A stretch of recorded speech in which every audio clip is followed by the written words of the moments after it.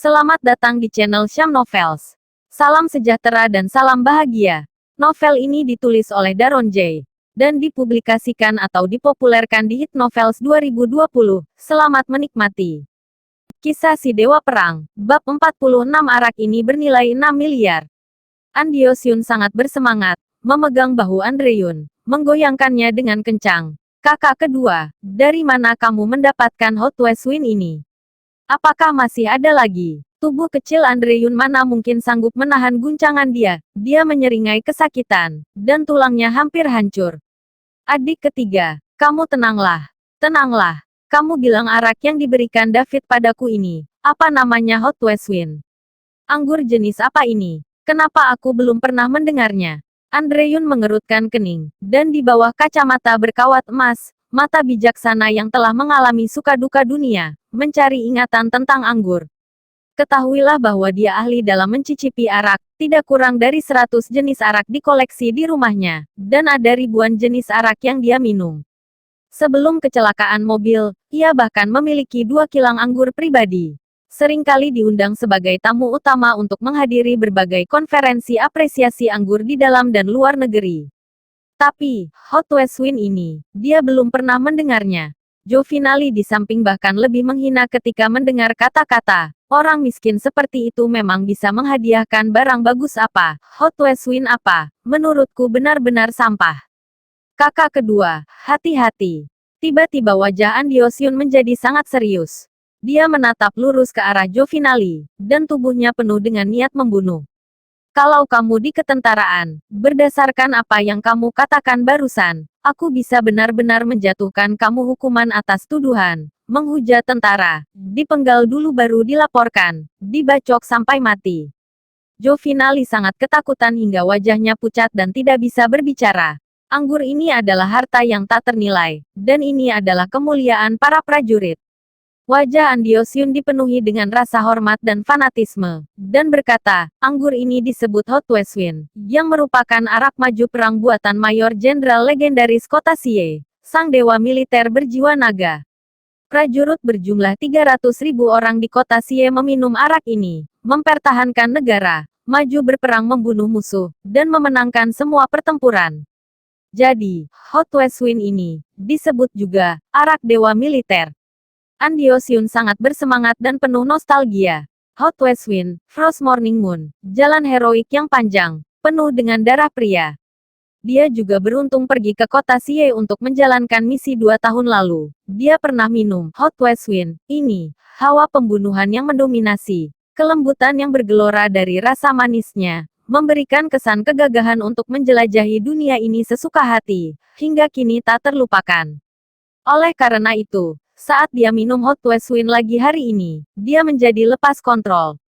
Jovinali melihat ekspresi berlebihan itu dengan heran. Dia tidak senang pada An Diosyun yang terkadang menangis dan tertawa, mendengus ketidakpuasan.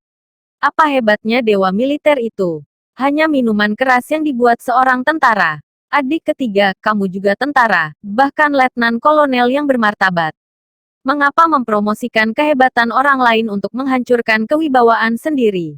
An Diosyun menggelengkan kepalanya, wajahnya penuh hormat tanpa ketidakpuasan. Dia berkata dengan sungguh-sungguh. Di hadapan dewa militer kota Sie yang melegenda, aku bahkan tidak pantas untuk berlutut dan mengangkat sepatunya. Saat ini, Jovinali membuka mulutnya karena terkejut. Andreyun yang selalu tenang pun tidak bisa menahan keterkejutan. Ketahuilah betapa sombong dan menjanjikannya masa depan adiknya ini, mencapai letnan kolonel pada usia kurang dari 40 tahun. Kemungkinan besar akan menjadi sang jenderal. Ternyata bersikap sedemikian hormat Mayor Jenderal Kota Sie itu. Bagaimana mereka tahu? Dewa militer berjiwa naga, tiada duanya di seluruh negeri. Dengan kekuatan sendiri, dia menjaga perbatasan Kota Sie selama 10 tahun dan mencetak prestasi luar biasa. Kemuliaannya telah lama mencerahkan jutaan pemuda bangsa. Yang paling penting adalah dia sangat muda, yang berarti ada kemungkinan tak terbatas. Banyak orang bahkan meramalkan bahwa Mayor Jenderal Kota Sie yang legendaris ini memiliki kemungkinan besar untuk menggantikan kekuatan militer tertinggi Donghua, Tuan Chu, menjadi santo pelindung lainnya untuk kota Donghua. Jadi, bukankah anggur ini sangat berharga? Jovinali tiba-tiba merasa dia telah melakukan kesalahan besar. Uang, Hot West Wind adalah kepercayaan bagi kota Xie Erlang, dan itu adalah kemuliaan para prajurit. Bagaimana bisa diukur dengan uang? Andiosyun menunjukkan ketidakpuasan dan mendengus, anggur ini tidak bisa dibeli dengan harga berapapun. Jovinali sudah panik, dia jongkok, biarpun begitu, pasti ada harganya. Aduh adik ketiga, kamu buat aku cemas sekali. Andiosyun menjadi sedikit tidak sabar, dia langsung mengulurkan 3 jari, setidaknya, senilai ini. 600.000, 6 juta. Jovinali terkejut sambil menutupi mulutnya. Jangan-jangan, 30 juta sebotol. Dengan nilai 30 juta cukup untuk membeli 2 kotak Flying Sky Moutai. 6 miliar. Andiosyun mengagetkan orang dengan ucapannya, dan berkata dengan suara yang dalam, jika ini dibiarkan beberapa tahun lagi, setelah kota Xie Dewa Militer disegel, harganya akan mencapai puluhan miliar. Ini bukan tidak mungkin. Ya Tuhan, Jovinali ketakutan. Dia berteriak. Dia dengan cepat menjatuhkan mangkuk dan sumpit di tangannya, berlari ke bawah seperti terbang, dan mengaduk tong sampah.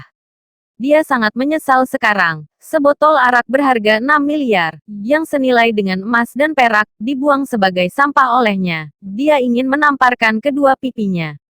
Tapi tidak ada obat penyesalan yang harus dibeli di dunia ini. Kedua botol anggur itu sudah lama hancur, dan tidak ada setetes pun anggur yang tersisa.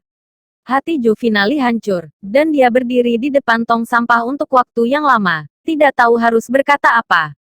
Ini adalah arak yang bernilai sebotol 6 miliar, bahkan nilainya bisa mencapai puluhan miliar di masa depan, hanya hilang begitu saja, hilang.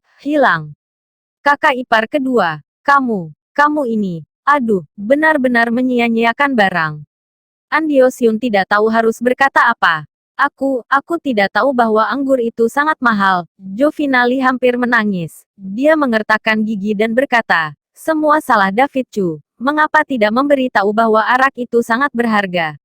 Bajingan ini menyebabkan pernikahan keluargaku dan keluarga Li hancur, dan kehilangan miliaran. Aku tidak bisa hidup lagi. Bagi orang yang rakus akan uang seperti dia, emas dan perak asli yang berada di tangannya hilang begitu saja, itu bagaikan mencabut jantung dan paru-parunya, dan itu lebih tidak menderita daripada membunuhnya. Sudahlah, itu semua karena pikiranmu sendiri yang salah, tidak bisa menyalahkan orang lain. Andiosyun juga sangat menyesal, dan melambaikan tangan dengan tidak sabar. Kemudian, matanya berkedip dan dia berkata kepada Andre Yun dengan suara yang dalam. Kakak kedua, Hot West Wind ini adalah pusaka kota Xie, khusus untuk tentara yang akan berperang. Hanya jenderal kepercayaan dewa militer berjiwa naga yang berhak membawa keluar beberapa botol. Dan David Chu ini sekaligus memberikan 2 botol, khawatirnya dia bukan orang biasa. Biarpun bukan jenderal pangkat tinggi kota Xie, itu juga pasti orang dekat dewa militer berjiwa naga. Kata-kata ini membuat hati Andre Yun dan Jovinali bergetar bersama. Tidak mungkin, aku rasa David hanya kebetulan saja mendapatkan anggur ini. Andre Yun menggelengkan kepalanya dan tersenyum pahit, melambaikan tangannya dan berkata, orang kepercayaan jenderal senior kota Xie atau orang dekat dewa militer berjiwa naga. Itu adalah orang yang luar biasa hebat, berwibawa agung. Jika mereka datang ke sini, diperkirakan seluruh Jiangbei akan gempar. Bagaimana mungkin putrinya sendiri bisa mendapat berkah seperti itu? Ia tidak berani membayangkan, ia juga tidak bisa membayangkan bahwa David Chu adalah dewa militer berjiwa naga yang mereka bicarakan. Benar, David Chu miskin. Bagaimana dia bisa menjadi orang sepenting itu? Pasti karena beruntung saja hingga bisa mendapatkan 2 botol anggur ini. Jovinali ikut mendengus jijik. Hanya orang miskin, pembawa sial, atau jenderal apa kota Xie. Orang kepercayaan dewa militer berjiwa naga. Lelucon, dia bahkan tidak pantas membawakan sepatunya. Dia mendengus jika dia benar-benar sehebat itu. Mungkinkah Zhou berani begitu sombong dan mengantarkan mas kawin untuk ceweknya di depannya? Dia pasti akan takut setengah mati. King Li pasti ketakutan hingga mengompol, dan datang ke rumah kita untuk meminta maaf kepada kami. Tangan Jovinali di pinggulnya, menuding dengan angkuh, apakah dia memiliki kemampuan ini? Apakah dia memiliki kehebatan ini? Orang miskin ini tidak akan sukses dalam 8 kehidupan. Bum bum. Pada saat ini, sebuah kendaraan niaga Mercedes-Benz diparkir di lantai bawah, dan King Lee yang bersetelan jas dan sepatu kulit turun dari mobil terlebih dahulu. Setelah itu, beberapa pengawal keluarga Lee membuka pintu, membawa Joffrey yang digipsum dengan tandu, dan melangkah keluar. Gawat-gawat. Jovinali takut hingga jiwanya akan terbang, dan dia akan menangis. Keluarga Lee datang kemari secara pribadi, demi membelas Joffrey, mencari kita untuk balas dendam. Kisah si Dewa Perang, Bab 47. Keluarga kalian muncul naga sejati. Anggota keluarga Lee bersifat pendendam dan kejam, ini terkenal di seluruh kota Jiangling, terutama tuan muda keluarga Lee yang membuat orang menggigil. Joffrey dilempar ke bawah oleh David Chu dari rumah keluarga Yun dan mengalami cacat. David Chu adalah pacar Karin Yun dan saingan cinta King Lee. Sampai batas tertentu, kejadian ini tidak dapat dipisahkan hubungannya dari keluarga Andre Yun. Sekarang, melihat bahwa Joffrey baru saja diselamatkan, dan langsung dibawa dengan tandu oleh King Lee dan turun di rumah keluarga Yun. Jovinali secara tidak sadar beranggapan bahwa King Lee datang untuk balas dendam dan meminta penjelasan pada mereka. Bagaimana ini? Jovinali biasanya agresif, namun dalam menghadapi King Lee yang memegang kekuasaan nyata, penerus keluarga Lee di masa depan, tetap saja bingung. Andre Yun juga memiliki ekspresi cemberut, dan menghela nafas, ambil keputusan bertahap seiring situasi. Dia menduga masalah Joffrey dapat memancing balas dendam keluarga Lee, tetapi tidak menyangka mereka bergerak begitu cepat. An Diosyun mengerutkan kening, dan mengikuti keluarga kakak kedua ke lantai bawah.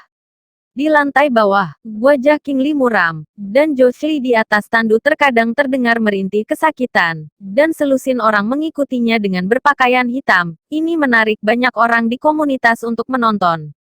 Andre Yun tampak malu. An Diosyun juga mengerutkan kening. Meskipun dia memegang banyak kekuasaan, bagaimanapun juga dia adalah seorang perwira kota Beijing. Keluarga Lee memiliki karir yang hebat di keluarga kota Jiangling, dan sulit bagi naga yang kuat untuk menghancurkan ular lokal.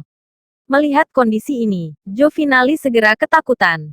Dia berbicara dengan suara gemetar dan memohon, Tuan Muda Lee, ini adalah kesalahpahaman. Masalah Tuan Muda ketiga Lee, kami. Jovinali meringis dan hendak meminta maaf, tetapi detik berikutnya, King Lee tiba-tiba berbicara. Paman dan Bibi, Joffrey sendiri yang pantas mendapatkan masalah ini. Dia menyebabkan masalah bagi kalian. Aku datang hari ini dan membawanya untuk meminta maaf kepada kalian. Setelah itu, King Lee memimpin dengan membungkuk 90 derajat, dengan sangat tulus. Paman dan Bibi, maafkan aku. Di belakangnya, selusin orang keluarga Lee membungkuk bersama, maaf. Ketiga anggota keluarga Yun terpana. Jovinali membuka mulutnya lebar-lebar, matanya melotot hingga tidak tahu bagaimana berbicara. Bagaimana situasinya ini? King Lee tidak datang untuk membalas dendam tetapi melakukan perjalanan khusus untuk meminta maaf pada dirinya sendiri. Andre Yun bahkan mencubit dirinya sendiri karena tidak percaya. Rasa sakit yang menusuk mengatakan kepadanya bahwa ini bukanlah mimpi. Setelah itu, King Lee tampak murung dan menarik Joffrey yang terbaring di atas usungan. Ketika dia bangun, dia menamparnya dengan keras dan berteriak, anjing, cepat minta maaf kepada paman dan bibi. King Lee bisa menyemburkan api dari kedua matanya, dan dia tidak sabar untuk mencekik si bajingan Joffrey. Karakter seperti apa David Chu itu? Itu adalah orang yang duduk di kabin utama. Statusnya sebanding dengan pejabat senior kelas 1, pejabat senior di Fengjiang. Dalam satu kalimat, 3.000 pasukan bersenjata dapat digerakkan, dan dengan lambaian tangan, seluruh kota Jiangling akan dijungkirbalikkan. Berapa banyak nyawa yang dimiliki keluarga Lee untuk menyinggung orang seperti itu? Setelah menyinggung perasaan David Chu sebelumnya, dia akhirnya berlutut dan memohon belas kasihan, menunjukkan cukup ketulusan untuk menghilangkan amarah di hati David Chu dan mengakhiri permusuhan. Anjing Joffrey ini ternyata mengantarkan mas kawin dan membuat pertunangan untuk dirinya sendiri. Masih belagu ingin menerima dia sebagai bawahan. Ingin putrinya menjadi budak rumah tangganya. Bajingan. Siapa dirinya? Dibunuh hingga 800 kali pun tidak terlalu banyak. Ini sama saja menghancurkan keluarga Lee, mereka menjadi abu untuk dikubur bersama idiot ini. King Li tidak sabar untuk memotong anjing ini dengan ribuan sayatan. Setelah menerima kabar tersebut, dia segera menariknya keluar dari rumah sakit dan secara pribadi datang ke keluarga Yun untuk meminta maaf. Jangan sampai kemarahan David Chu membakar mereka semua menjadi abu. Selama kemarahan pasangan Andre Yun itu hilang, maka David Chu dan orang besar seperti David Chu tentu tidak mau repot-repot perhitungan dengan orang tidak berarti seperti Zhou Shi. Dalam hal ini, King Li sangat pintar. Saat semua orang tercengang, Zhou Shi berguling dari tandu sambil berlutut dan merangkak. Hidungnya biru dan wajahnya bengkak, menangis tersedu-sedu. Dia langsung berlutut di tanah dan memohon belas kasihan. Maaf, aku ini bajingan. Aku salah. Aku memandang rendah orang, aku meminjam kekuasaan orang lain. Tidak seharusnya menyinggung perasaanmu. Tolong ampuni aku, lepaskan aku. Aku hanyalah budak, aku hanyalah anjing. Kenapa Anda harus perhitungan dengan seekor anjing? Saat berbicara, Zhou Shi bahkan berbaring di tanah dan mulai menggonggong seperti anjing, hampir kencing ketakutan. Di bawah ekspresi tercengang dan luar biasa dari ketiga orang keluarga Yun, King Li menendang Zhou Shi ke samping dengan keras, dan berkata dengan kesal. Paman dan Bibi, aku sudah mengusir anjing ini dari keluarga Li, dan pada saat yang sama memotong semua dividen perusahaan. Biarkan hewan ini mengemis untuk makan, mengurus dirinya sendiri, dan menghadapi hasil seperti ini. Apakah kalian puas? Puas. Zhou Finali berkata tanpa sadar, bahkan sedikit tidak tega. Zhou Shi awalnya anak keluarga kaya, tidak tahu apa-apa tentang pembelajaran dan keterampilan, tapi sekarang dia cacat dan diusir dari rumah. Sisa hidupnya akan sangat menyedihkan, hidup seperti ini setiap hari bagaikan di neraka, dan itu lebih tidak nyaman daripada kematian. Paman dan Bibi, aku sudah mempertimbangkannya dengan hati-hati. Aku King Li berpengetahuan rendah, dan kemampuan rata-rata, tidak layak untuk putrimu. Oleh karena itu, pernikahan aku dan Nona Yun adalah lelucon. Lupakan saja, kelak tidak ada yang akan menyebutkannya lagi. Saat berkata, King Li bagaikan melepaskan sebuah batu besar di hatinya. 400 miliar hadiah yang aku kirim ke keluarga Yun sebelumnya. Tidak perlu dikembalikan. Anggap menebus kesalahan bajingan Zhou Shi yang brengsek. Pada saat yang sama, 200 miliar ini adalah ketulusanku. Terimalah. King Li berkata, memegang kartu hitam dengan kedua tangan. Menyerahkannya ke Zhou Finali yang tertegun. Membungkuk dengan hormat lagi. Dan pergi. King pergi, sungguh maaf.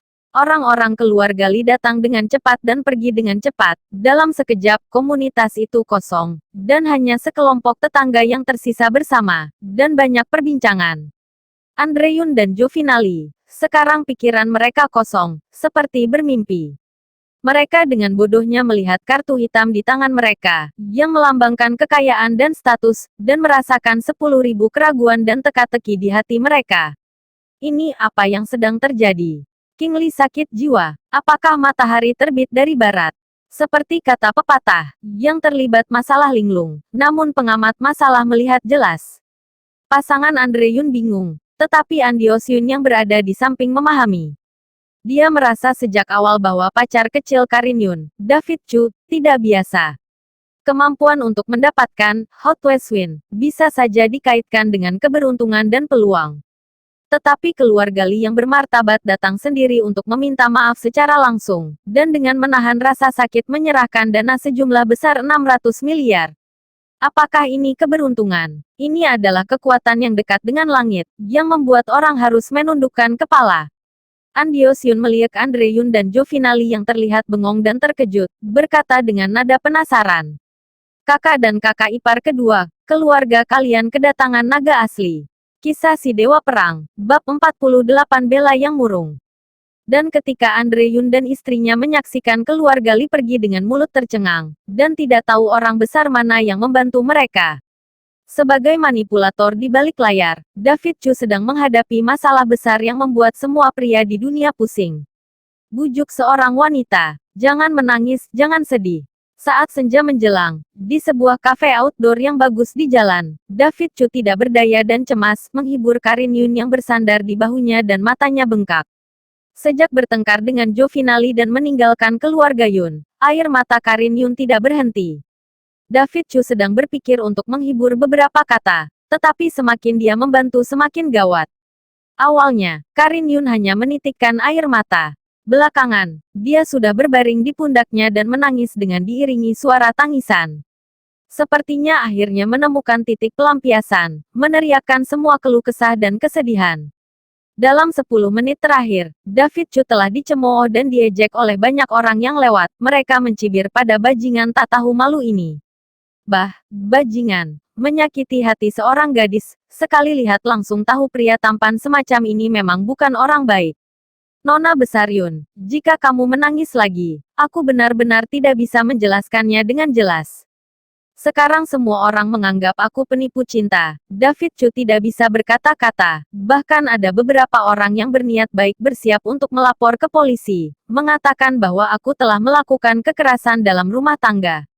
Kalau begitu, tidak bisakah kamu membujuk orang? Cuma beberapa kata itu lagi dan lagi. Apa ada orang yang membujuk gadis seperti kamu?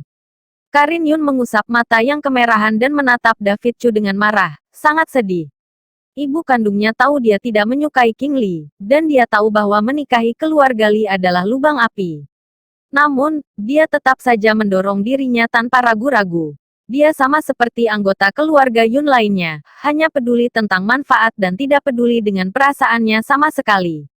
Itu ibu kandung sendiri. Wanita mana yang mengalami masalah ini tidak hancurkan hatinya dan mati hati. Karin Yun menuding David Chu dengan marah. Katakan, bukankah ini salah kamu? Petik 2. David Chu sedikit tidak berdaya. Baiklah, biarlah kesalahan ini ditanggungnya. Siapa suruh dia adalah seorang pria. Tapi bagaimanapun juga, Karin Yun akhirnya berhenti menangis perlahan. Nah, sepertinya air matanya akan segera mengering. Dia sekarang merasa sangat dirugikan, dengan mata merah, sangat menyedihkan dan kasihan. David Chu mengambil lap basah, menyeka mata bengkak Karin Yun dengan lembut dan penuh kasih, dan berkata, sebenarnya niat tante masih baik. Sebagai seorang ibu, tidak ada orang yang tidak ingin putrinya memiliki kehidupan yang baik. Jika ditelusuri, keluarga Li terlalu mendominasi dan belagu dalam menetapkan pernikahan ini, minta mereka untuk membatalkan pernikahan, maka kerenggangan antara hubungan kalian ibu dan anak secara alami hilang. Kamu tidak perlu bersedih lagi, bukan? Batalkan pernikahan. Bagaimana bisa semudah itu? Karin Yun mengambil tisu dan menatap marah David Chu. Dia berkata dengan lemah, pernikahan dengan keluarga Li diputuskan oleh kakekku sendiri. Dalam keluarga Yun, perkataan beliau adalah keputusan kaisar, dan tidak ada yang berani menentang. Kecuali keluarga Li secara sukarela membatalkan pernikahan, dan itu tidak mungkin, kecuali otak King Li rusak. Di dunia ini, tidak ada yang mustahil. David Chu terkekeh. Dia berpikir beberapa detik, lalu tiba-tiba berkata, aku pernah belajar mantra dengan seorang master, dan ada ilmu sihir untuk membuat sebuah keinginan. Itu sangat spiritual. Apakah kamu ingin mencobanya? Tidak ada kerjaan. Karin Yun menatap kosong pada David Chu. Dia dengan marah memakan camilan di atas meja, mengedipkan bulu matanya yang indah, dan menatap David Chu dengan curiga. Apa yang kamu katakan itu benar. Cobalah, nanti kamu akan tahu. Tarik napas dalam-dalam. Kepalkan tangan, angkat di atas kepala, lalu buka telapak tangan. Begitu saja, Karin Yun melakukannya satu persatu, berkedip dengan ekspresi bingung dan ragu di wajahnya. David Chu terkekeh pelan, Nona Karin Yun selamat untuk kamu karena membuat kembang api untuk diri sendiri. Bagaimana, apakah kamu merasa lebih baik? Karin Yun tertegun selama 2 detik, dan akhirnya tidak bisa menahan senyum. Dia memelototi David Chu dengan sedikit kesal, apa ini? Ilmu permintaan keinginan katanya. Itu tidak berhasil sama sekali. Kata sang guru, kamu harus tulus agar bisa manjur. Jadi, David Chu berkedip, kamu cium aku sekali. Tak tahu malu. Karin Yun tersipu dan mendengus, malu dan marah. Dia meninju David Chu beberapa kali. Tidak sakit maupun geli, jatuh di tubuh terasa baal. Di mata orang luar, itu sama saja dengan pasangan kekasih muda yang saling menggoda, dan sudah rukun seperti sebelumnya. Beberapa pria yang awalnya menonton kegembiraan dan mengambil kesempatan untuk menjadi pahlawan penyelamat wanita cantik tiba-tiba kehilangan ekspresi dan pergi dengan kesal. Jingle bell. Saat ini, Telepon Karin Yun berdering dan dari ayahnya, Andre Yun. Setelah ragu-ragu sejenak, dia menjawab telepon, dan kemudian wajah cantiknya berubah dari terkejut, menjadi syok, dan kemudian menjadi tidak percaya. Keluarga Lee benar-benar membatalkan pernikahan. Karin Yun menatap David Chu dengan mata lebar, menatap David Chu kosong, dan berkata dengan heran. Selain itu, King Lee secara pribadi pergi ke rumah mereka untuk meminta maaf, dan juga memberikan sejumlah besar uang. Apakah ilmu permintaan keinginan ini benar-benar terwujud? David Chu yang sedang mengemasi barang-barangnya dengan tenang, menyentuh hidung mancung Karin Yun. Sudah tahu, ayo pergi, jemput Bella. Dia meregangkan tubuh dengan malas, menyembunyikan jasa dan nama. Karin Yun melengkungkan bibirnya, hatinya senang sekali. Pernikahan dengan keluarga Lee akhirnya dibatalkan, yang membuatnya merasa lega, seolah udara di sekitarnya jauh lebih segar. David Chu, aku sedang dalam suasana hati yang baik hari ini, jadi aku memutuskan untuk berbelanja untuk menghadiahi diriku sendiri. Karin Yun tersenyum dan melambai pada David Chu dan dengan senang hati pergi. Jadi, tolong kamu jemput Bella dari sekolah. Hei, selamat tinggal. David Chu, apakah yakin ini ibu kandung? Selain itu, urusan keluarga Lee membatalkan pernikahan. Bukankah seharusnya dia menjadi pahlawan terbesar? Kamu menghadiahi orang yang salah, bukan? Kamar bocor saat hujan semalaman. Saat ini, pelayan berjalan dengan ekspresi sopan. Pak, total biaya 500.000, tunai atau kartu kredit. David Chu membayar tagihan dengan depresi dan mendesah. Wanita, nama kamu adalah Tamak. Sebelum David Chu pergi, dia membeli es krim dan macarons favorit Bella di toko makanan penutup, dan kemudian dia datang ke taman kanak-kanak dengan santai. Setelah menunggu kurang dari 10 menit, bel sekolah berbunyi, dan satu demi satu anak kecil melompat keluar dengan gembira, seperti kuda liar kecil tanpa kendali. David Chu diam-diam menyaksikan adegan hangat di depannya, tapi itu agak aneh. Biasanya Bella adalah gadis pertama yang lari keluar. Kenapa sangat lambat hari ini? Ketika anak-anak lain hampir pergi semua, David Chu melihat Bella keluar. Berbeda dengan sorak-sorai seperti biasanya, sang gadis kecil menundukkan kepala sambil memegang mainan beruang yang agak lusuh di tangannya, bermulut cemberut, berjalan keluar dengan sedih, dan matanya yang hitam besar tidak terlihat seperti dulu lagi, penuh dengan awan kesedihan yang kapan saja akan turun hujan kapan saja. Ayah, kita pulang. Bella berkata lemah. Kepala menunduk sedih, dan berjalan sendiri. David Chu berdebar keras pada saat itu, dan dia merasa sakit bagaikan tertusuk pisau. Bagaimana ini ceritanya? Kisah si Dewa Perang, Bab 49 Putri, pilih sesukamu. Dalam kesan David Chu, Bella memiliki kepribadian yang ceria, lincah dan eksentrik, seorang anak yang selalu riang. Bahkan jika ada sesuatu yang tidak menyenangkan, menangis sebentar, dalam 5 menit, dia mulai lincah lagi. Dia belum pernah melihatnya seperti ini sebelumnya. Ketika gadis kecil begitu sedih, dia seperti kehilangan jiwanya. David Chu buru-buru mengejar. Dia tersenyum dengan wajah cerah dan bertanya, Bella, kenapa kamu tidak senang hari ini? Apa karena ibu tidak datang menjemput kamu? Kamu kesal? Apa tidak enak badan? Guru marahi kamu? Atau anak-anak lain yang menindas kamu? Katakan pada ayah, ayah akan membelamu. Bella terus menunduk, sedih. Dia terus menggelengkan kepalanya. Tetapi ketika dia mendengar kata-kata terakhir David Chu, tangan kecilnya tiba-tiba mencubit beruang bobrok itu. Mulutnya cemberut, dan air mata bergelinangan di mata hitam besarnya, seolah-olah dia akan menangis. Ayah, Bella tidak apa-apa, kita pulang saja. Tapi dia masih menahannya, hanya berteriak kepada David Chu, lalu berjalan pergi sendiri dengan membawa tas sekolahnya. Apakah seseorang mengganggunya? David Chu menangkap ekspresi Bella di matanya dan dengan cepat memahami bahwa ada sengatan di hatinya, dan lapisan kemarahan muncul. Putrinya adalah hidupnya, tetapi juga harapan dan semua motivasi untuk hidup. Dia tidak akan pernah membiarkan siapapun mengganggunya. Kak Bella, tunggu aku, tunggu aku. Pada saat ini, seorang bocah laki-laki yang mengenakan setelan bermerek dan mirip berkepala macan mengejarnya dari belakang, berteriak sambil mengejarnya. Mendengar panggilan teman sekelasnya, Bella mempercepat langkah dan berlari lebih cepat. David Chu sedang terbakar dan melihat ini. Dia mengangkat anak kecil itu ke atas. Nak, apakah kamu menggertak putriku dan membuatnya kesal? Kamu lepaskan aku. Kamu bilang omong kosong. Aku adalah sahabat terbaik kakak Bella. Bagaimana aku bisa menggertaknya? Itu Richa Liu. Anak laki-laki kecil itu meronta-ronta di udara dengan marah. Dia melirik David Chu dengan heran. Kamu adalah ayahnya Kak Bella. Paman, aku Xiao Hu. Bukankah Kak Bella tidak pernah menyebut-nyebut aku pada kamu? Petik 2. Wajah David Chu langsung masam. Anak ini adalah anak yang menanamkan semua pandangan tidak jelas pada putrinya sepanjang hari. Xiao Hu. David Chu menahan keinginan untuk memukul merah pantat anak ini, menurunkannya, memberinya sekotak macarons, dan berkata, Xiao Hu, maafkan aku, paman salah paham padamu. Traktir kamu makan kue. Bisakah kamu memberitahu paman mengapa Bella sedih? Ada apa dengan Richa Liu? Bagaimana aku bisa melakukan itu? Inilah rahasia antara aku dan Bella. Xiao Hu menoleh dan mendengus, bagaimana bisa aku mengkhianati persahabatan kami hanya demi sekotak kue?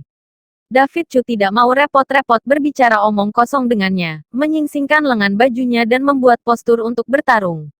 Aku katakan, paman kamu jangan pukul aku. Kak Bella bilang ayahnya bisa melayangkan mobil dengan satu pukulan. Kaki dan tangan kecilnya tidak mungkin sanggup menerima. Xiao Hu menutupi wajah kecilnya dengan ketakutan dan tergagap, baru kemudian dia menceritakan kisah itu. Ternyata hari ini Taman Kanak-Kanak Bella meluncurkan kegiatan ekstrakurikuler, aku dan sahabat terbaikku, yaitu mengajak anak-anak untuk membawa mainan kesukaannya dan membicarakan hal-hal menarik dengan sahabat baik ini. Semula kegiatan yang sangat hangat, namun karena Bella membawa beruang lusuh, ia ditertawakan oleh anak-anak lain. Di antara mereka, gadis bernama Richa Liu itu bahkan secara belak-belakan bercanda bahwa dirinya adalah anak liar yang tidak diatur orang tua, bahkan tidak memiliki mainan yang layak hingga usia sekarang. Anak-anak lain ikut nimbrung, membuat Bella ditertawakan sepanjang sore, sepenuhnya melukai harga diri gadis kecil. Paman, Kak Bella paling benci orang memanggilnya anak liar. Hari ini dia mencoba berdebat dengan Richa Liu dan yang lainnya, mengatakan bahwa dia memiliki ayah dan dicintai seseorang, tetapi mereka masih tidak percaya dan terus menertawakannya. Akhirnya Kak Bella menangis. Liu menatap David Chu dengan serius dan berkata dengan simpati, apalagi Kak Bella memang sudah lama sekali tidak dibelikan mainan baru. Kakak Bella sangat kasihan. Beruang kecil itu satu-satunya mainan yang bisa dia keluarkan. David Chu merasakan sakit tertusuk di hatinya, dengan perasaan campur aduk penuh rasa bersalah dan kesedihan. Sekelompok anak-anak tidak dewasa dalam pikiran dan berbicara tanpa tabu. Tentu saja dia tidak terlalu peduli. Dia hanya merasa kasihan pada putrinya, dan dia menyalahkan dirinya sendiri karena tidak memenuhi tanggung jawabnya sebagai ayah dalam satu hari pun dalam 5 tahun terakhir, tidak bersamanya dan merawatnya. Bahkan hingga kini, ia sudah beberapa hari bersama putrinya, dia tak berinisiatif membelikan mainan atau kado untuk Bella. Ini aku lalai, dan aku berhutang banyak pada anak ini. David Chu mendesah dalam hatinya. Paman, ini transformer yang dibawakan ayahku dari luar negeri untuk aku. Bisa kamu bantu aku untuk berikan kepada Kak Bella, jadi dia tidak akan sedih. Kali ini, Xiao Hu mengeluarkan mainan baru dari tas sekolahnya. Wajah kecilnya yang kekanak-kanakan sangat enggan, tetapi dia mengertakkan gigi dan menyerahkannya kepada David Chu. Liu, terima kasih. Kamu anak yang baik. David Chu menepuk bahu Xiao Hu dengan rasa terima kasih, dan berkata, tapi paman tidak ingin mainan ini, dan aku akan mengundang kamu untuk makan besar suatu hari nanti. Setelah berkata, David Chu berlari 2 langkah dengan cepat mengikuti Bella. Dia memutuskan untuk memberikan putrinya yang terbaik tidak peduli mainan apa. Bella, ayah tahu kenapa kamu sedih. Sekarang ayah mengajak kamu untuk membeli mainan terbaik dan terindah. David Chu berjongkok sambil mengusap kepala gadis kecil dengan penuh kasih. Betulkah? Mata besar Bella langsung meledak kegirangan, tapi segera meredup, dan dia berkata pelan, lebih baik tidak usah. Mainan itu mahal. Bella tidak suka. Anak-anak mengatakan bahwa keluarga kita tidak mampu membelinya. Mata David Chu sangat sedih saat itu. Detik berikutnya, dia mengendong si kecil dan melangkah keluar. Ikutlah dengan ayah. Kennedy's Dreamland, yang terletak di pusat kota Jiangling, adalah taman bermain anak-anak berskala besar yang memadukan lebih dari selusin jenis hiburan seperti kota mainan, taman hiburan, dan video game. Ini juga merupakan taman bermain anak-anak paling mewah, terlengkap, dan termahal di kota Jiangling. Berapa banyak anak yang mendambakan untuk bisa bermain di Kennedy Park dan membeli mainan sekali saja. Namun, biaya puluhan juta telah membuat sebagian besar orang tua putus asa. Tetapi anak-anak yang terlahir dari keluarga kaya dapat dengan mudah menikmati layanan VIP yang paling mulia. Dikatakan bahwa setiap orang sama, tetapi dalam kenyataannya, orang sering dibagi menjadi beberapa tingkatan sosial sejak mereka dilahirkan. Bukankah ini ironi? Bella datang ke sini dengan mulut terbuka lebar merasa luar biasa. Dia bersembunyi di belakang David Chu dengan rendah diri, dan berbisik, "Ayah, ini sangat mahal, kita harus segera pergi." "Putri yang baik, jangan khawatir." David Chu mengendong gadis kecil di belakangnya, dan berkata sambil tersenyum, "Pilih sesukamu apapun yang kamu inginkan." Kisah si Dewa Perang, bab 50 air cucuran jatuhnya ke pelimbahan juga. Wow, ada banyak mainan di sini. Sangat indah, sangat menyenangkan. Ayah kamu datang lihat. Di Toy City lantai 3 Children's Paradise, Bella melihat deretan mainan yang mempesona. Matanya yang besar hampir melotot, dan dia melompat dengan gembira. Senyuman di wajah kecilnya tidak pernah putus. David Chu mengikuti di belakang tanpa terburu-buru, menikmati momen hangat ini. Harus diakui bahwa ada harga ada barang. Setiap mainan di sini sangat halus dan bermutu, dengan semua yang dibutuhkan, dan bahkan beberapa di antaranya membuat David Chu sebagai seorang dewasa pun menunjukkan minat yang besar. Tapi harganya tidak murah. David Chu hanya keliling sekilas, pada dasarnya setiap item harganya lebih dari 10 juta, dan yang edisi terbatas bahkan lebih dari 100 juta. Kadang-kadang ada beberapa mainan kecil seharga 4 juta, ini bisa disebut toko mewah versi anak-anak. Tapi ini, bagi David Chu, hanya setetes dalam ember, bahkan jika seluruh toko dibeli pun mudah baginya. Kota Xie terletak di daerah terpencil, tetapi kaya akan mineral, berlian, emas, dan logam langka mencakup 70% dari seluruh China. Belum lagi, David Chu mewakili transaksi militer untuk perdagangan senjata, dan perdagangan dengan dunia barat. Arus perdagangan bulanan mencapai 100 miliar. Sebagai pejabat tertinggi kota Xie, David Chu memiliki begitu banyak aset atas namanya sehingga ia tidak dapat mengingatnya. Pada level mereka, uang hanyalah sekumpulan angka. Wow, putri salju, cantik sekali. Segera, Bella melihat boneka putri salju di area khusus. Boneka itu tingginya lebih dari 1 meter, dengan rambut panjang berkibar, dan penuh semangat peri. Baik pengerjaan maupun bahannya sangat indah. Sekilas terlihat seperti di film. Bella tidak bisa berhenti menyukainya. Matanya yang besar menunduk menjadi bulan sabit dan dia tidak bisa berhenti tersenyum. Ketika putrinya senang, David Chu juga merasa puas. Dia berencana untuk membeli boneka ini. Saat ini, seorang pemandu belanja wanita dengan temperamen yang baik dalam setelan profesional datang. "Pak, kami adalah tempat konsumen kelas atas. Harap perhatikan ucapan dan perbuatan Anda. Jangan membuat keributan dan mempengaruhi pengalaman berbelanja pelanggan lain." Pemandu belanja wanita memiliki senyum profesional di wajah riasannya yang indah. Matanya dengan cepat menyapu ke atas dan ke bawah pakaian David Chu, dan berkata dengan ringan. "Selain itu, aku ingin mengingatkan Anda bahwa anak ini memegang boneka Putri Salju, Disney Anniversary Limited Edition. Harga satu setnya adalah sekitar 360 juta. Tapi jika rusak, akan dikompensasikan sesuai harganya. Silakan lakukan apa yang kamu mampu."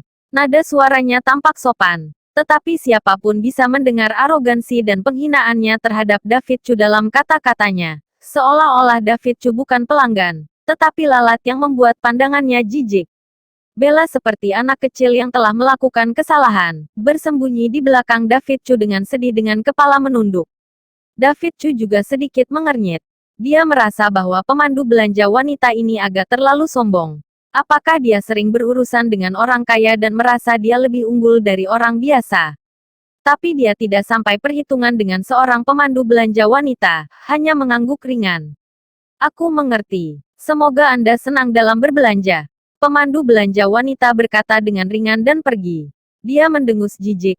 Orang dusun seperti ini. Pakaian di tubuhnya tidak bernilai 2 juta. Apakah mampu membeli di tempat mereka? Tidak perlu bertanya. Dia pasti datang untuk mengambil foto putrinya. Untuk posting ke grup chat untuk berpura-pura. Dia telah melihat banyak orang semacam ini yang tidak punya uang, tidak punya keterampilan tapi suka pamer.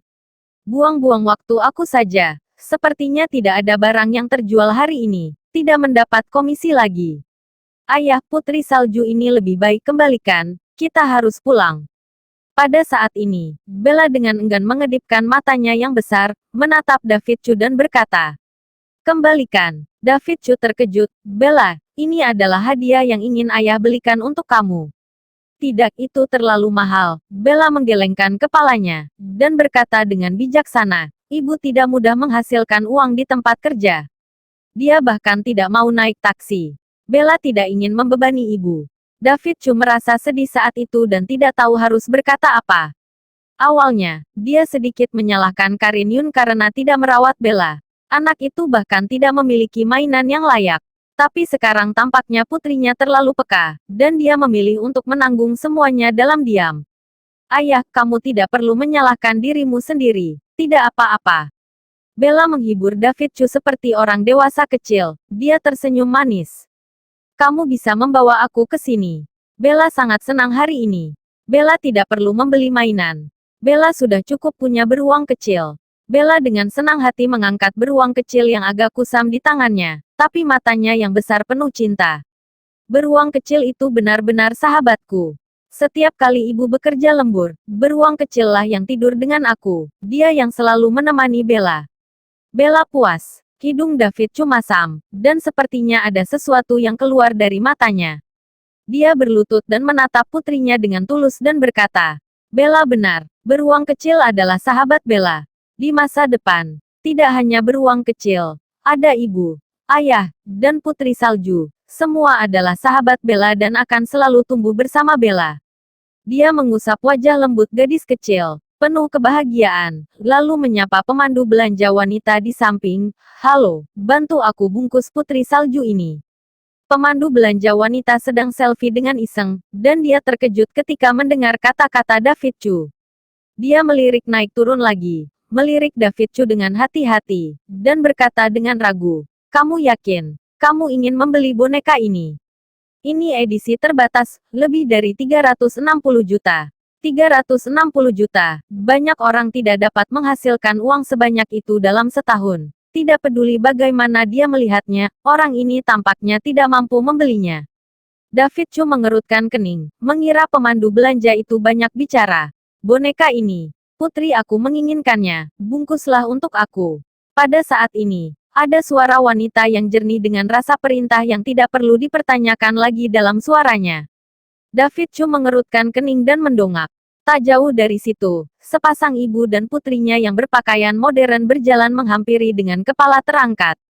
Ibu dan putrinya mengenakan pakaian kuple ibu dan anak, yang mahal, yang dewasa bertubuh seksi-seksi dan mempesona, dan yang muda juga dandan halus. Mereka mengenakan pakaian anti angin yang modis dan membawa tas LV. Ini sepasang ibu dan anak yang menawan. Dilihat sekilas saja juga tahu latar belakang keluarga yang luar biasa. Di tempat manapun akan menarik perhatian. Melihat ibu dan putrinya itu, Bella sedikit takut dengan rasa rendah diri, dan dengan malu-malu bersembunyi di samping David Chu. Dengan sedih berkata, "Ayah, dia adalah Richa Liu, itu ibunya. Giselle Han, ibunya buka salon kecantikan. Sangat kaya." Inikah Richa Liu yang menertawakan putrinya di depan umum dan menindasnya? David Chu diam-diam mengamati ibu dan anak Giselle Han, bahkan Richa Liu yang masih muda pun bersikap meremehkan dan arogan, seolah-olah tidak memandang siapapun. Dia mencibir dalam hatinya, benar-benar air cucuran jatuhnya ke pelimbahan juga. Kebetulan bertemu di sini hari ini, dan, secara kebetulan, rebutan mainan yang sama dengan putriku, mungkin ini adalah ujian yang disengaja. Benar saja, Richa Liu datang dengan senyuman. Wajah kecilnya dipenuhi dengan senyuman puas, dan dia menertawakan tanpa ampun. "Hanya saja mainan di sini sangat mahal. Mampukah kamu membelinya? Jangan-jangan hanya datang lihat-lihat lalu pergi, mengambil beberapa foto dan membual pada kami di TK, kan? Kamu omong kosong." Bella menatapnya dengan marah. Ayah sudah janji padaku, membelikan putri salju ini sebagai hadiah untuk aku. Tapi putri salju ini sekarang milikku. Wajah Richa Liu lebih bangga, penuh dendam dan kemenangan. Dia berkata dengan manja, Bu, kamu akan membelinya untuk aku, kan? Tentu saja, ibu akan membelikan apa saja yang putriku yang baik inginkan. Giselle Han berkata sambil tersenyum, dan kemudian mengeluarkan kartu keanggotaan dari tas LV, dan bahkan tidak repot-repot melihat David Chu, langsung dengan arogan berkata kepada pemandu belanja wanita. Pergi kemasi dan bungkus untuk aku. Bersambung. Nantikan episode selanjutnya. Jangan lupa like, komen, dan subscribe. Terima kasih.